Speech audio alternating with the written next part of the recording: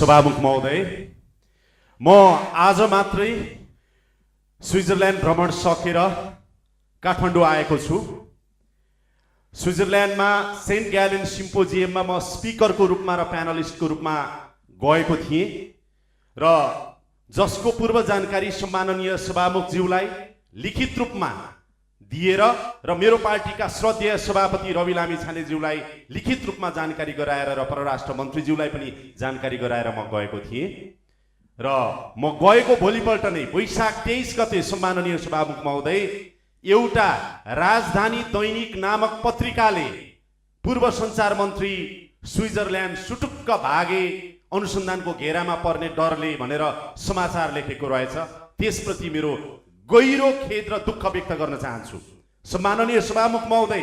यो स्मार्ट टेलिकमको 30 अर्ब ठगी प्रकरण भनेर र त्यसमा मलाई जोडेर सुटुक्क चाहिँ स्विजरल्यान्ड भागे भनेर लेखिएको समाचार यति निरर्थक, यति भ्रामक, यति घटिया र यति तल्लो स्तरको सी ग्रेडको पत्रकारिता पनि भन्न नसुहाउने हिसाबमा जसरी समाचार प्रकाशित गरियो, यसले मेरो मान सम्मान प्रतिष्ठा, मेरो राजनीतिक जीवन, समग्र सांसदको भूमिका र मेरो पार्टी प्रतिमा पनि यसले चाहिँ अपमान गरेको मैले महसुस गरेको छु र यो सम्मानित संसदमा रेकर्ड रहोस् भनेर म यसको खेद र भर्त्सना व्यक्त गर्न चाहन्छु। म चुनौती दिन चाहन्छु। स्मार्ट टेलिकम प्रकरणमा मैले सम्माननीय सभामुख महोदय एउटा मिटिङ, एउटा फाइल ल्याउने, एउटा फाइल अगाडि बढाउने, एउटा फाइल पारित गर्ने मन्त्रालयका अथवा सम्बद्ध कुनै पनि निकायसँग मैले एउटा मिटिङ मात्रै पनि गरेको रहेछ भने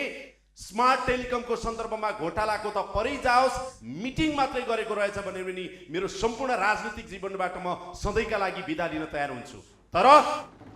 तर प्रचार र झुटो चाहिँ एउटा लान्छना लगाउने हिसाबमा सस्तो र सी ग्रेडको पत्रकारिता, डी ग्रेडको पत्रकारिता गर्ने नाममा कसैको व्यक्तिगत स्वाभिमानमाथि कसैले यसरी चुनौती दिन्छ भने आज सम्मानित सदन मार्फत म त्यो पत्रिकाका चाहिँ ओनरहरू, त्यसका सम्पादक र जो सम्बद्ध छन् उनीहरूलाई खुला रूपमा चुनौती दिन चाहन्छु कि यो प्रमाणित गर्न सक्दैनौ भने पत्रकारिताको जीवनबाट तिम्रो पत्रिका बन्द गर्न सक्दै तिमीसँग हिम्मत छ?